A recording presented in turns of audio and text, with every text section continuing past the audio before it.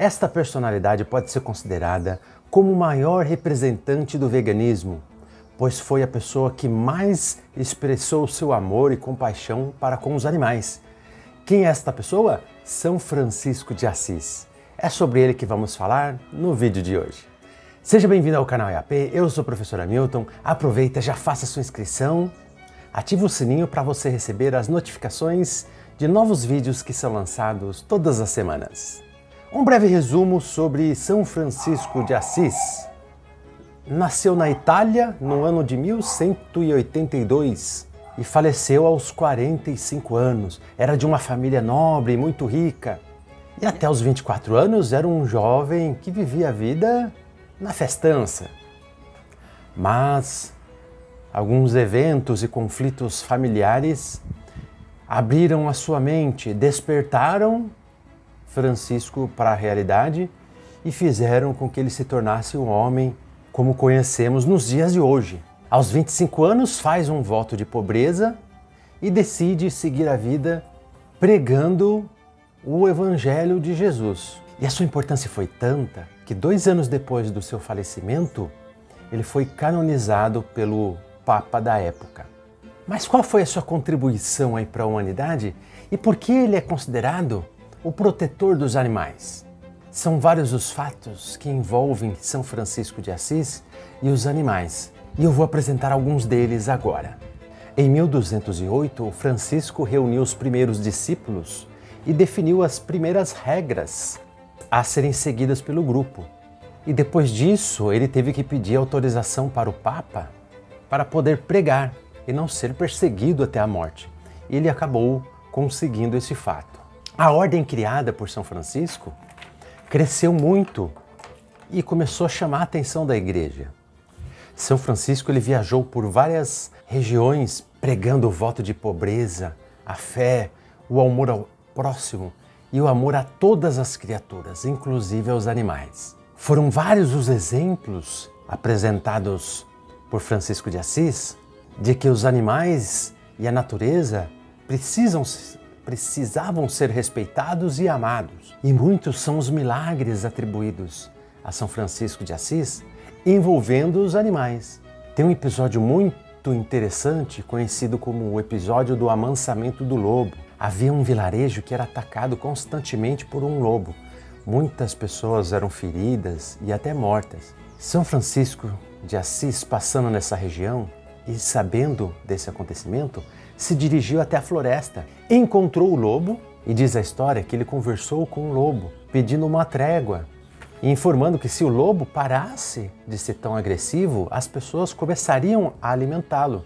O lobo então o seguiu, foi até o vilarejo com o lobo e apresentou o lobo para as pessoas, que a partir desse dia, não tendo mais receio para com o lobo, começaram a alimentá-lo. Outra situação, quando São Francisco viajava para pregar numa determinada região, várias andorinhas começaram a segui-lo e formando uma cruz.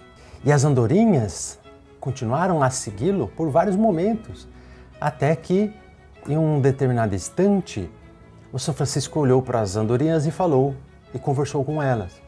Como ele ia pregar, precisava de um pouco mais de silêncio e as andorinhas então pararam de segui-lo.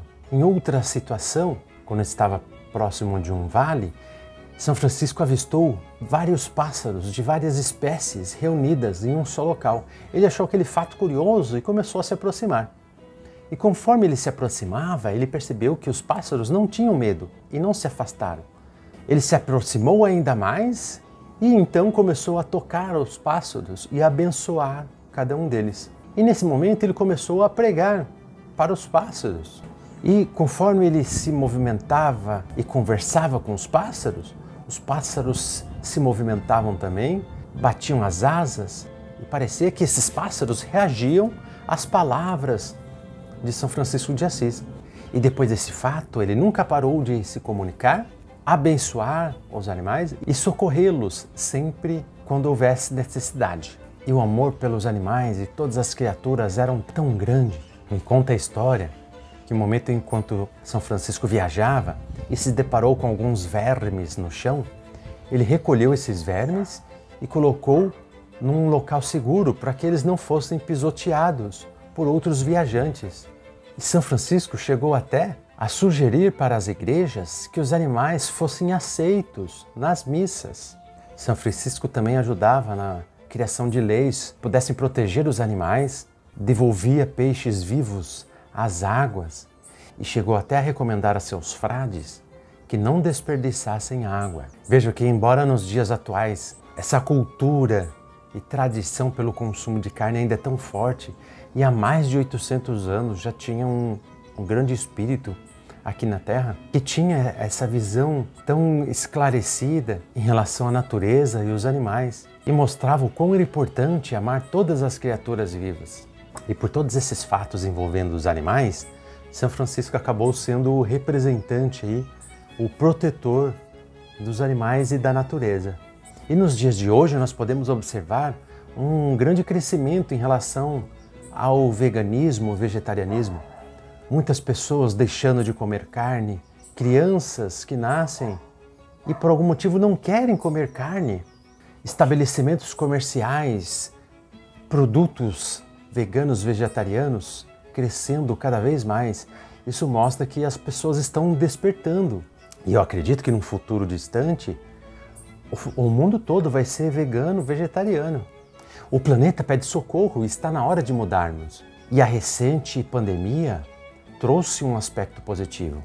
Pelo fato das pessoas se recolherem em suas casas, a poluição em várias regiões diminuiu, os rios em determinadas regiões ficaram mais limpos, animais que antes não eram vistos em determinadas regiões começaram a aparecer, a natureza começou a se curar.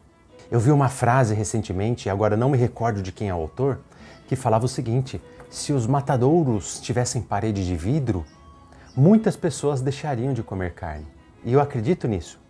Portanto, é hora de abrirmos os nossos olhos e seguirmos os bons exemplos e, por que não, começar seguindo os exemplos de São Francisco de Assis. E hoje ficamos por aqui e eu aguardo vocês no próximo vídeo para mais reflexões e receitas deliciosas. Fui!